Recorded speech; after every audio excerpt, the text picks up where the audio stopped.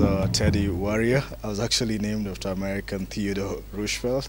So Teddy means divine gift in Greek, and Warrior means I'm good with my hands in Swahili. What a legacy. Indeed. So where were you born, and tell me about going away and coming back? Yeah, I was born in Kenyatta National Hospital in Nairobi. It's the largest referral hospital in East and Central Africa. The 10th of 17 children. And I decided to go to America as a source of technology and the finest education in the 21st century, where, because I have an enterprising mind and I'm full of initiative, and I wanted to play in the best stage in the world, and that was America. How old were you when you went? I went when I was 22 Okay. for the first time, and I landed at Boston Logan Airport on January 14th, and I stayed for the first 2 weeks at MIT in McGregor Hall, where my friend Nathaniel Choge was a second-year student at MIT. I first went to Allegheny College in Midville, Pennsylvania. Then I went to Bard College and consequently Princeton University in New Jersey. I had the extreme privilege to work at the best internship in the United States called Sponsors for Educational Opportunity that trains you in financial services in Wall Street. And so how long did you actually live abroad for? I lived in the US for 8 full years. Right. Yeah, 8 full And what years. made you come home? There was a certain urge and need to come home because I felt it was my calling to come and change Africa a little at a time, and this is the way I looked at it then, and still I look at it now. When a place has needs and you have specific gifts, either in skill sets or connections, contacts and all that, if you have the gifts and you can meet the need, then that becomes your calling at that very moment. And to me, I felt it was time for Africa and the century for Africa, and I need to be a representative and a contributor to the African Renaissance, and that's why I was convinced to come back. And furthermore, I really don't need to be convinced to come back. It is really home. So I was just doing the natural act of going back where I belong 100%, which is Nairobi, Kenya. And what did you come back to do? I came back to start. Actually, the truth of the matter is that I came to visit my family for holiday, and I had this excellent opportunity to be invited by the Prime Minister, then Prime Minister of the Republic of Kenya, Raila Amolo Odinga, to work with him with schools where he could discuss about development issues. And I never looked back because I realized there's so much contribution I could make in Kenyan high schools, and consequently I realized that what was lacking, the kids were smart most of the time, but they liked service, but they're not mixing service with critical thinking. And that's some of the finest things I learned in liberal arts colleges in the US, of critical thinking, but also of living the world not as you found it, but making your contribution as a responsible citizen in a democracy, right? So I felt with the emergence of the new constitution of Kenya, which is about 3 years old, and because I also understood the American Constitution because I studied it, I could really understand how to build strong and solid institutions.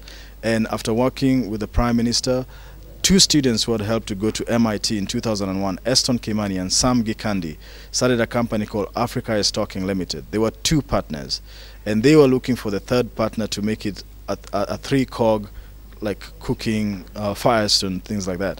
And I was the 3rd wheel and the farm wheel, and we have broken even, and we have created the best technology in Africa called SMS Leopard, which is an email approach to SMS.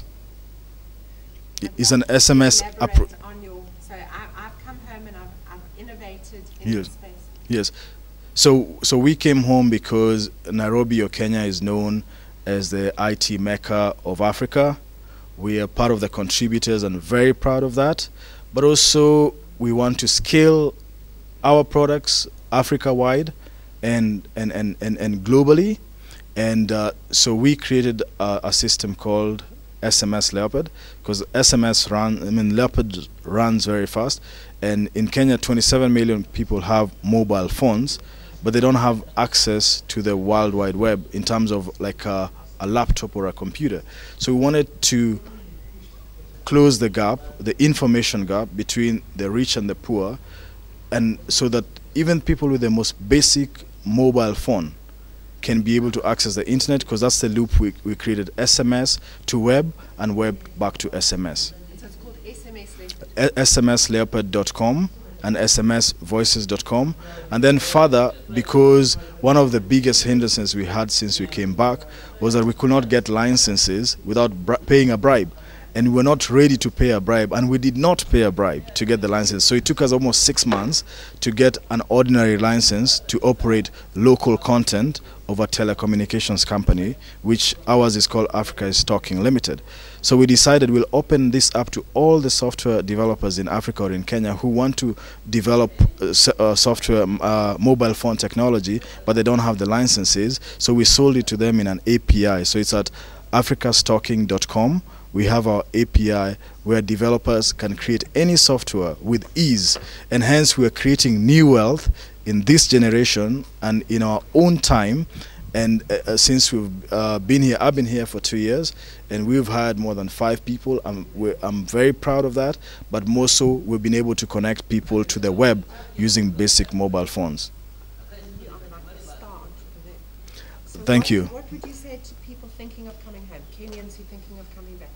First, I would like to tell Kenyans who are abroad, or even for that matter Africans who are abroad, that Kenya is the cradle of mankind. Margaret Thatcher, God bless her soul, she said that since Kenya we have Australopithecus boisei and all that, so we were even much older than England. So it means our brains, since we're evolutionary brains, we must have the finest brains in the world. That's why probably Barack Obama is occupying the White House before any Jewish man. But that's my thought. But what I would like to tell Kenyans who are abroad and would want to come back home to Kenya to work or invest or save is that Kenya doesn't owe them anything. So they shouldn't feel that they need to come home when all the roads are made, when we have all the power running uninterruptedly, because it's their contribution to build their own country, just like any other solid country, including America, as I read in Pilgrim's Progress, made and built their own country, the same way Singapore built their country. They owe it to their country to build it block by block, step by step, create one job at a time, just like I'm doing, and just like the other returnees who are my friends are doing. We're doing it without complaining, because we must change Africa in this generation. It's our responsibility, no excuses. Perfect. What we're doing is like the best bit and the worst bits about coming home, and we do little sound bites. Sure. The best bit about coming home was, the worst bit about coming home. Sure. Go for it. You go. Okay, ask the question. You need to say, the best bit about coming home was this.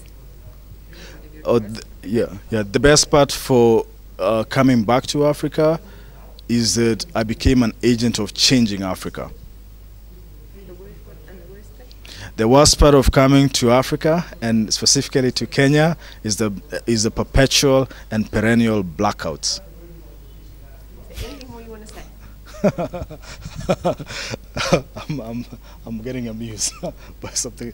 Okay, the other thing that I want to say is that we all have our gifts, and my gift is in connecting Africa to itself and to the rest of the world, beginning with the United States of America and Kenya in Barack Obama's second and last term as President of the United States of America. Beautiful. Thank you. What I learned from this conference is seeing a young man, Nelson Tugume, who is daring mightily to change the African continent with what he has, and seeking no permission from anybody, and with little resources, but with organized plans, calling friends one at a time from South Africa, from Kenya, from Nigeria, sharing his dream, writing it down, and executing it like hell. It's remarkable. I mean, he just dares and does, and it's Yeah, beautiful. thank you.